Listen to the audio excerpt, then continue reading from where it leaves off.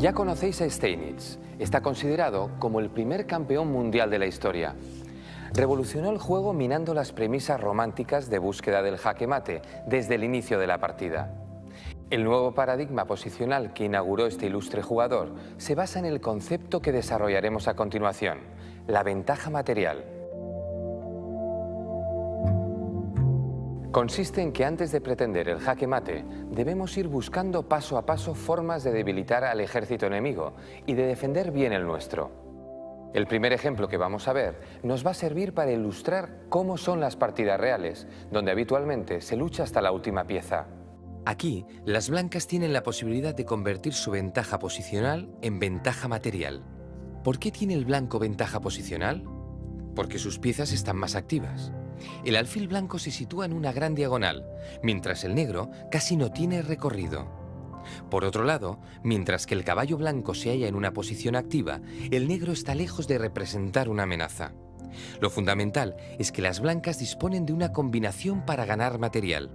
Siempre debemos estar atentos a la captura de piezas, pero todavía más si la captura supone una desventaja posicional, como puede ser doblar peones. El alfil blanco captura al caballo en F6, y cuando las negras realizan el cambio, ya veis lo que sucede. Ahora surge la posibilidad de un ataque doble, cuando el caballo blanco salta a D7, ataca a la torre y al peón. El ataque al peón no es solo importante por la captura. Desde F6, el caballo volvería a realizar un ataque doble a rey y alfil, con lo que ganaría una nueva pieza. Para defenderse, las negras retiran, por ejemplo, su alfil y el blanco aumenta su ventaja, cambiando torre por caballo.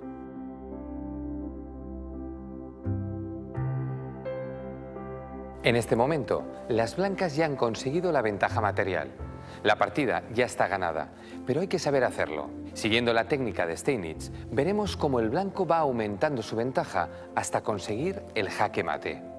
Ahora el blanco aprovecha la movilidad de su torre para atacar un nuevo objetivo.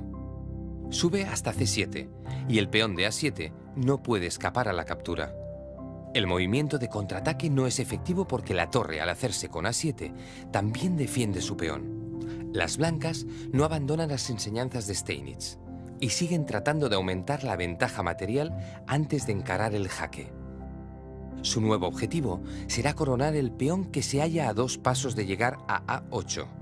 Llevan la torre a A8, hacen jaque y con ello consiguen acercar una casilla más el peón.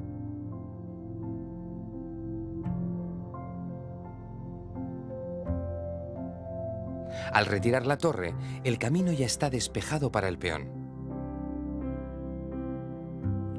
El alfil enemigo ha llegado a tiempo de controlar A8, pero cuando el peón blanco corona, se ve obligado a sacrificarse.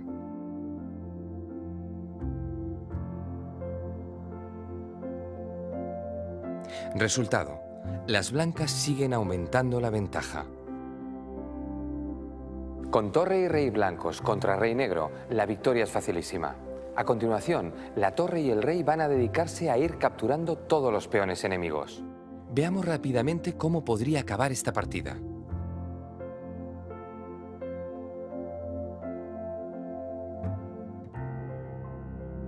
En pocos movimientos, el rey blanco ya amenaza situándose en F4, tras lo cual el peón en F5 estaría perdido. Cuando las negras pretenden evitarlo con el rey, un peón blanco corta el paso.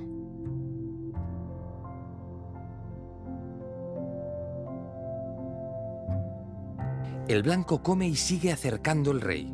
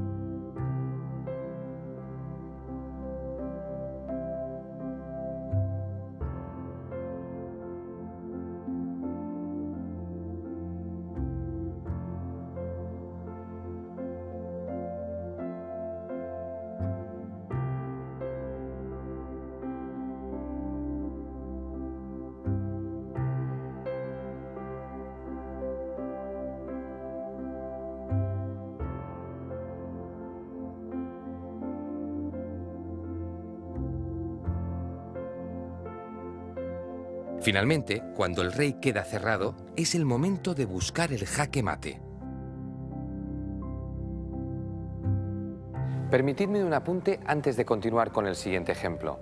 En ajedrez podemos distinguir dos tipos de ventajas. Por un lado, las temporales. La ventaja en el desarrollo de las piezas durante la apertura es un buen ejemplo. Nos beneficia, pero si no sabemos hacer evolucionar nuestro juego, el rival nos igualará con rapidez. Por otro lado, están las permanentes. La ventaja material, por ejemplo, nos otorga una superioridad más estable y duradera. Interesante partida, ¿verdad? Bien, pasemos ahora a otro ejemplo. Las blancas superan a las negras tan solo por un peón. ¿Qué pueden hacer para sacar partido a esta situación? Simplificar, es decir, provocar una serie de cambios hasta que la coyuntura les sea claramente ventajosa. Lo veréis claro con una comparación. Imaginaos una gran batalla entre un ejército con 100 soldados y uno con 99. La diferencia entre dos grupos tan grandes es mínima. Sin embargo, si esta desventaja se mantiene hasta que solo quedan 2 soldados contra 1, la cosa cambia de forma considerable. Así que, cuanto más simplificamos, más se nota la ventaja material que podamos tener. En este caso, la jugada idónea para simplificar es la siguiente. La torre se desplaza hasta G6 para hacer jaque.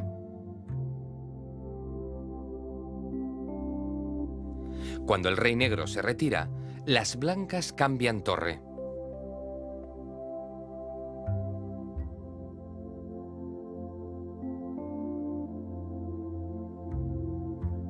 Con la torre negra en el tablero, los dos peones blancos hubieran sido fácilmente neutralizados, pero ahora son imparables.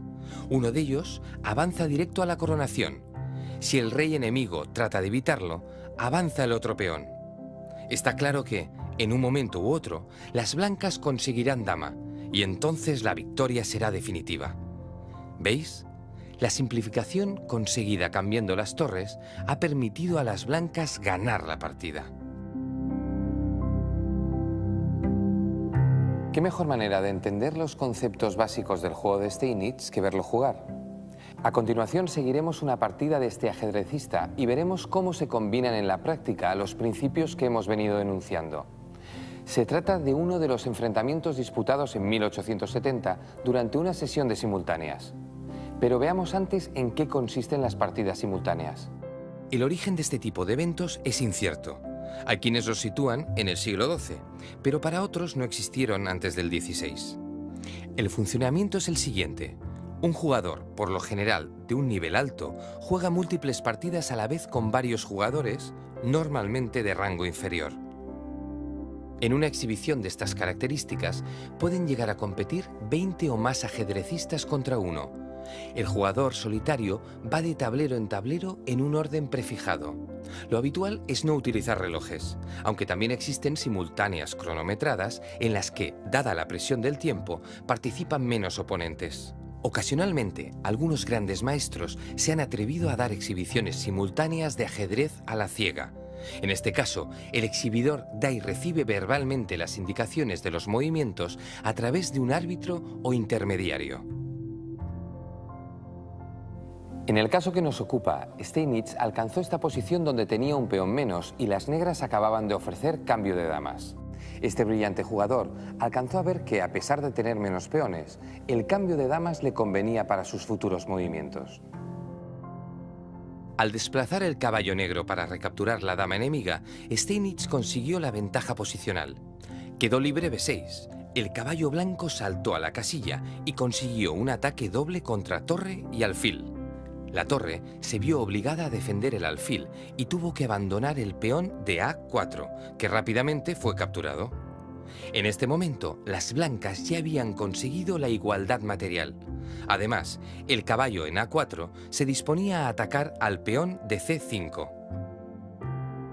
Pero no era esta la única ventaja de las blancas.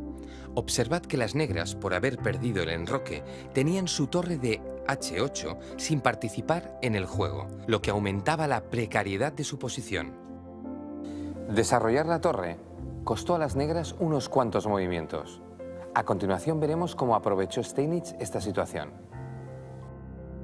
Lo lógico por parte de las negras hubiera sido defender el peón en C5 para mantener la igualdad material. De todas maneras, las blancas podrían haber seguido atacando con el alfil a C4. Una vez eliminado el caballo enemigo, hubiera caído también el peón. En la partida, las negras lo pusieron más fácil. Jugaron directamente alfil E6, con lo cual las blancas capturaron peón en C5 a continuación. 3 jugadas después del cambio de damas, Steinitz se ponía por delante en cuanto a ventaja material. Consiguió convertir la ventaja posicional en material.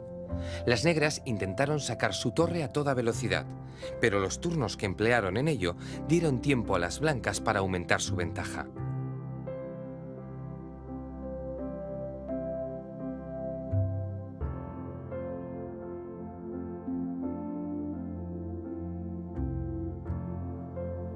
El caballo en E5, amenazando el peón, obligó a las negras a traer su torre para defenderlo.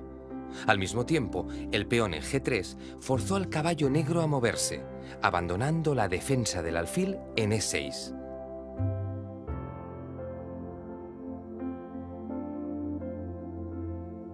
En este momento, el caballo en E5 saltó a F7 y capturó el peón, sostén del alfil de E6. De esta manera, el alfil negro quedaba indefenso ante la acción combinada del caballo de C5 y la acción de rayos X de la torre blanca de E1 clavando al alfil. Las negras capturaron el caballo con el rey, pero las blancas se hicieron con el preciado alfil negro. ¿Resultado? Las blancas habían ganado un nuevo peón. Con un tablero así, la partida está decidida. Pero, ¿cuál creéis que fue el siguiente objetivo de las blancas? Exacto. Una vez conseguida la ventaja material gracias a la posicional, debemos buscar la simplificación.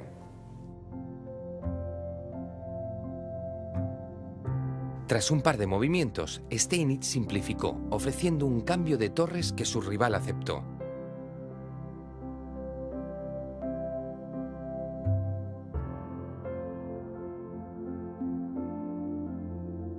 En su siguiente turno, llevó la torre a B7 para atacar al peón en G7 junto al caballo.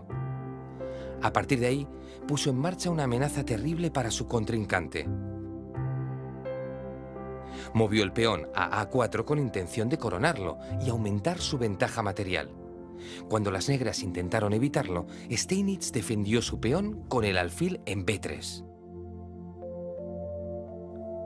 Ya completamente perdidas, las negras trataron de contraatacar amenazando el caballo con la torre.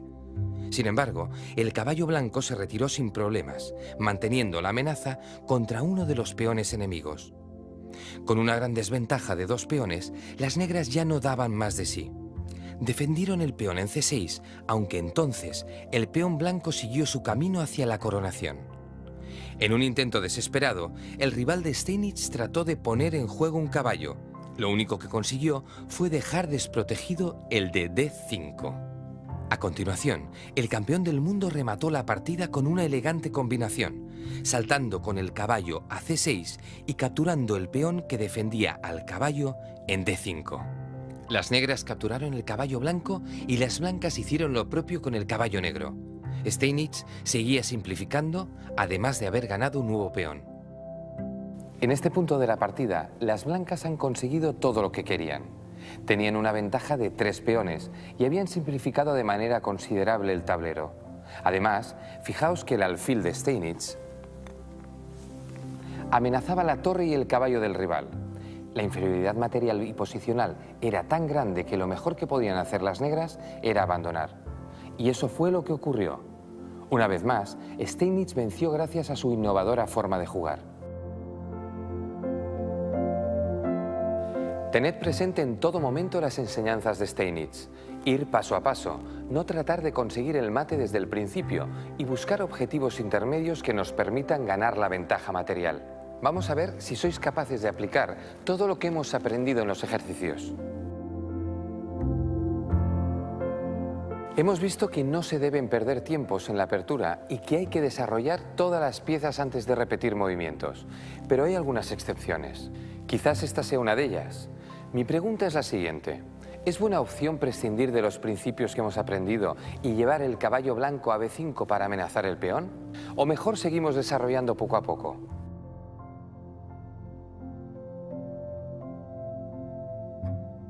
La ventaja material es muy importante y para conseguirla debemos valorar bien los pros y los contras. En este caso, no hay nada que impida que las blancas jueguen caballo a B5. De esta forma, no solo amenazamos un peón, además atacamos la dama, que está encerrada. De manera que el juego del rival se vuelve muy forzado. Lo mejor que pueden hacer las negras es interponerse con alfil a D6. A partir de ahí, no solo ganamos un peón, sino que lo hacemos dando jaque con el caballo en D6, de manera que las negras pierden el enroque.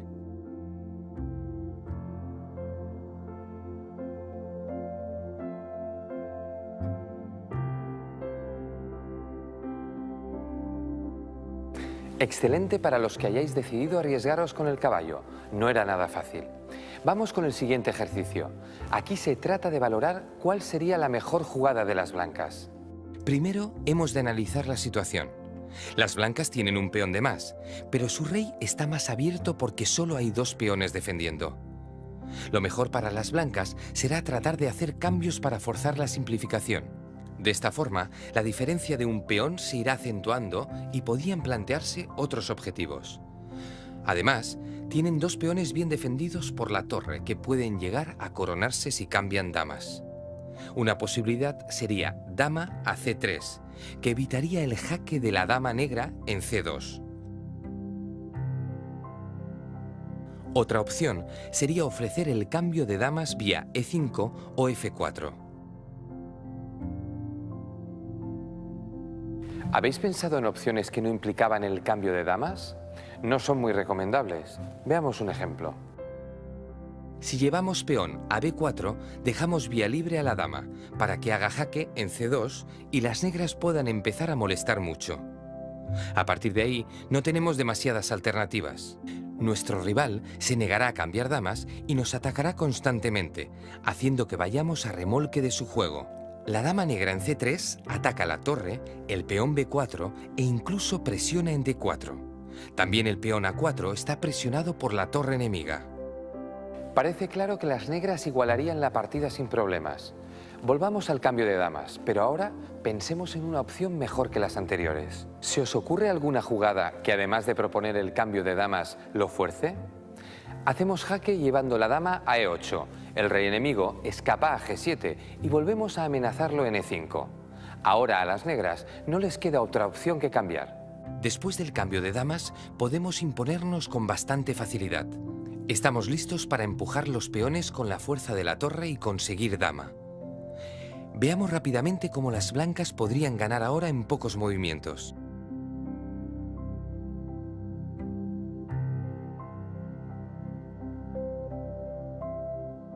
Los peones llegan a la sexta línea, atacan la torre negra y esta tiene que retirarse.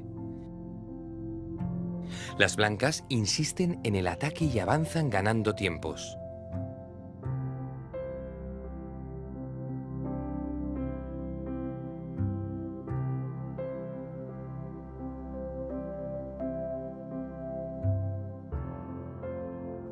Inevitablemente, el peón blanco se convierte en dama antes que el negro y además, la dama negra es rápidamente capturada.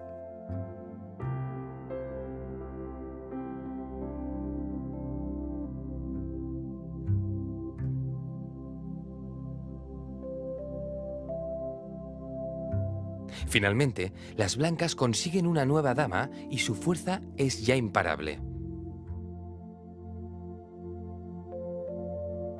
En el siguiente movimiento consiguen el mate. Quizás os ha sorprendido ver 2 damas del mismo color en el tablero. De hecho, podemos tener tantas como peones logremos coronar, aunque realmente pocas veces veremos más de una en partidas con un mínimo nivel.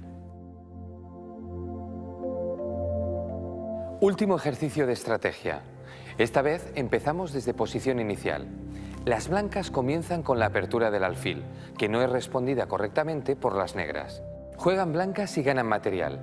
La pregunta está clara. ¿Cómo?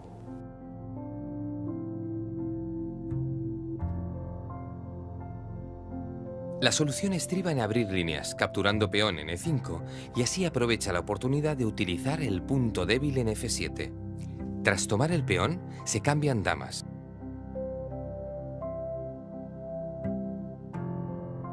Y cuando el rey captura en D8, sencillamente se toma el peón en F7 con el alfil. Algunos pensaréis, ¿todo esto solo por un peón? Recordad a Steinitz. Primero un peón, luego otro, ganamos ventaja material y poco a poco llegamos al mate. Otra forma elegante de aprovechar la debilidad en F7 sería hacerlo al revés. Primero tomamos en F7 con el alfil y amenazamos al rey enemigo. Puesto que el rey negro tiene que defender a su dama, no puede capturar nuestro alfil. Se desplaza a E7 y entonces cambiamos dama.